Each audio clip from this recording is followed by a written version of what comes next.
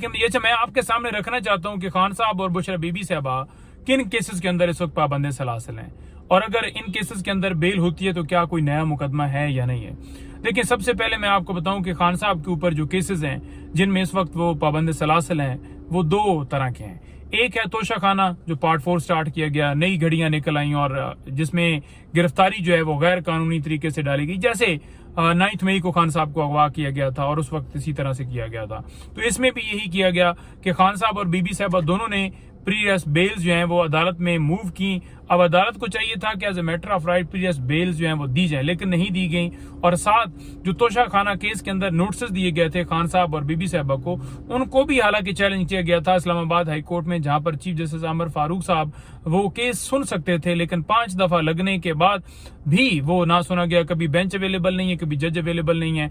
अगर उन नोटिस जो चैलेंज किए गए थे उन पिटीशंस के ऊपर समाअत की जाती और उन नोटिस को सस्पेंड किया जाता, उनकी गिरफ्तारी को रोका जाता, तो डेफिनेटली तोशा खाना में नहीं हो सकती, क्योंकि पहले तोशा खाना में दोनों की गई, खान साहब और बीबी साहबा की, और उसके बाद 9 मई के केसेस के अंदर खान साहब की गिरफ्तारी जो है वो की गई। अच्छा, मैं बड़ा क्लियर हो गया कि एक खान साहब के ऊपर तोशा खाना केस के अंदर गिरफ्तारी है और बाकी जो 9 मई के केसेस हैं उनमें गिरफ्तारी डाली गई है। इसी तरह बुशरा बीबी साहबा जो है वो इस वक्त सिर्फ और सिर्फ तोशा खाना केस के अंदर उनकी गिरफ्तारी डाली हुई है।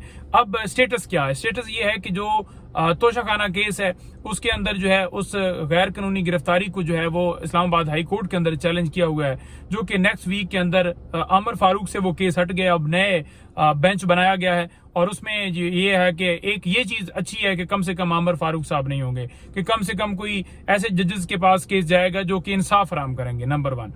तो वो गिरफ्तारी को चैलेंज किया गया है। उसमें बेल इसलिए नहीं मूव की गई क्योंकि अभी वो रिमांड चल रहा है, क्योंकि ये 11 रोजा रिमांड मजीद दिया गया था और जो 11 दिन ये मिलाकर पीछे 25 दिन का मिलाकर तो ये कोई बनता है 36 दिन का जो रिमांड मुकम्मल होगा। तो 36 दिन के रिमांड के बाद हो सकता है फिर 4 दिन का दिया जाए और 40 दिन पूरी किए जाए, क्योंकि नैब के अंदर तरमीम इसलिए लाई गई थी कि 40 दिन जो रिमांड है कि खान साहब की जब गिरफ्तारी डाली जाए तो वो पूरा किया जाए। तो अब देखते हैं कि उसके अंदर क्या है। लेकिन दूसरी तरफ अगर इस्लामाबाद हाई कोर्ट के अंदर जो है वो गिरफ्तारी जो है गैर कानूनी डिक्लेयर करते हुए उस की खान साहब की रिहाई के अहकाम जारी किए जाते हैं, उस केस की हद तक ये गिरफ्तारी गैर कानूनी है, क्योंकि खान साहब और बीबी साहबा दोनों की तरफ से ये चैलेंज किया गया। और अगर दोनों की तरफ से वहां पर ये कहा जाता है कि ये गैर कानूनी था, क्योंकि गैर कानूनी बनता है जब एक बंदा कोर्ट से रजू कर लेता है बेल के लिए, तो फिर उसे जमानत as a matter of right period bail मिलती है। लेकिन नोटिस किए गए और हालांकि नैब ने भी उस वक्त कहा कि ऑन रिकॉर्ड जो है वो हमारे पास कोई वारंट गिरफ्तारी नहीं है। तो उस सूरत हाल के अंदर जब कोर्ट देखेगी कि वाकई जब उन्होंने भी ये कहा और इन्होंने बेल्स भी मूव कर दी थी खान साहब और बीबी साहब ने, तो फिर ये तो गिरफ्तारी करनी ही नहीं चाहिए थी और ये गैर कानूनी गिरफ्तारी थी, तो फिर उसकी हद तक जो है मामला जो है वो हो सकता है। लेकिन इसमें सिर्फ ये है कि खान साहब और बीबी साहबा वो दोनों उनकी हद तक इसमें ऑर्डर अगर आए तो सिर्फ बीबी साहबा वो उनकी रिहाई यकीनी हो सकती है। हाँ, ये ना हो कि एक नया मुकदमा बनाकर, क्योंकि इनसे तो कोई अच्छे की उम्मीद नहीं है ना कि एक मुकदमे में बरी होता है बंदा तो नए में उठा लेते हैं। किसी सूरत भी आपने ये यकीन नहीं करना कि कोई अच्छे की उम्मीद है इनसे। सेकंड बात यह है कि अगर यहां से ये खत्म होता है तो दूसरी तरफ 9 मई के केसेस बच जाते हैं खान साहब की हद तक, क्योंकि बीबी साहबा की हद तक वहां पर गिरफ्तारी नहीं डाली हुई। तो 9 मई के जो केसेस हैं उनमें बेल्स जो हैं वो इस वक्त दायर हो चुकी हैं। तो अब देखते हैं कि उसके अंदर अदालत कितना जल्दी फैसला देती है।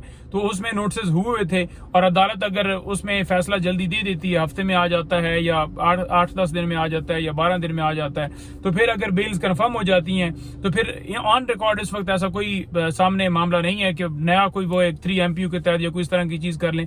ऑन रिकॉर्ड ऐसी कोई चीज नहीं है जिससे वो कहें कि जनाब ये गिरफ्तारी जो है इसमें हम डाल रहे हैं, क्योंकि जितने केसेस प्रेजेंट चल रहे हैं उनकी मैंने आपको तफसीलात बता दी कि इनमें गिरफ्तारी डाली गई है। हाँ, छुपा के कोई ऐसा रखा हुआ हो या कोई इंक्वायरी या कोई मामला, उसके लिए ये है कि एक तरीकाकार है कि हाई कोर्ट में पिटीशंस दायर की जाएं। तो उस हवाले से जो है वो हमारी कार्रवाई जो है वो जारी है। आपने देखा होगा कि बुशरा बीबी साहबा के मुकदमात की जो तफसीलात आई तो उसमें 12 नए मुकदमात जो है आपके सामने है, जिसमें 9 मई के केसेस थे 11 और एक और केस था। तो इसी तरह से खान साहब के हवाले से भी हम प्रोसीड कर रहे हैं। तो वो जो जब तफसीलात एक जगह पर आ जाएंगी और उसमें जो है, क्योंकि हमने आगे पटिशन जो दायर की उसमें ये भी कहा हो कि मजीद किसी मुकदमे के अंदर गिरफ्तार ना किया जाए, तो अब डिपेंड करता है अदालत के ऊपर, क्योंकि ये सारा मामला अदालत का है। और अगर अदालत ये स्टैंड ले लेती है, देख लेती है, क्योंकि हर एक अदालत हर जज को पता है कि झूठे केसेस हैं, अगर अदालत स्टैंड लेती है किसी जगह के ऊपर जहां पर पटिशन दायर हो कि अब मजीद किसी मुकदमे में गिरफ्तार ना की जाए, कि ये भी केसेस झूठे हैं, इनमें भी रिहाई की जाती है, और बाकी जो तोशाखाना वाला है वो मैंने आपको तफसील बता दी, तो फिर ये है कि वो उस तरह से एक प्रोटेक्शन मिल जाती। जब तक अदालत नहीं स्टैंड लेगी, अदालत नहीं खड़ी होगी, तब तक रिहाई यकीनी नहीं हो सकती। लेकिन जो सिस्टम इस वक्त चल रहा है कि अदालतें भी अपना भार जो है वो अपने ऊपर कंधे के ऊपर नहीं ला रही और इस तरह का कोई हुक्म जारी नहीं कर रही, क्योंकि अगर आप रिसेंटली देखें पूरे आपको चाहे वो 5 अगस्त से लेकर या 9 मई से पहले केसेस, तो जितनी ये पॉलिटिकल विक्टिमाइजेशन की गई, हर जज को पता है कि केसेस झूठे हैं, लेकिन आपने नहीं देखा कि कोई इस तरह का कोई जो है वो डिसीजन आया हो या फैसला आया हो। अगर फैसला इस तरह का आता है तो यकीनन उसके अंदर जो है वो अदालत के पास जवाबदीद है कि वो एक ऐसी पावर इस्तेमाल करे कि मजीद नहीं करना, जैसे 9 मई को किया गया था और फिर प्रोटेक्शन मिले, उसके अलावा नहीं है। लेकिन जो सिस्टम है आपके सामने है कि मैं किसी सूरत भी आपको वो होता है ना कि गलत भरोसा दिलवाना कि जनाब नहीं खान साहब आ रहे हैं, वो आ रहे हैं, निकल रहे हैं। देखें, एक लीगल फाइट है जो कि जारी है और वो हम कर रहे हैं, रात दिन कर रहे हैं। पॉलिटिकल भी फाइट है जो वो भी जारी है, जलसे भी हो रहे हैं, जुलूस भी हो रहे हैं, रैलियां भी निकल रही हैं। अभी 13 अगस्त को शाम को भी है, फिर जलसा इस्लामाबाद के अंदर 22 के लिए भी अगर वो सारा मामला तय होता है। इसी तरह से लाहौर के अंदर जो है पटिशन मूव की है, तो ये सारी सूरत हाल भी जारी है।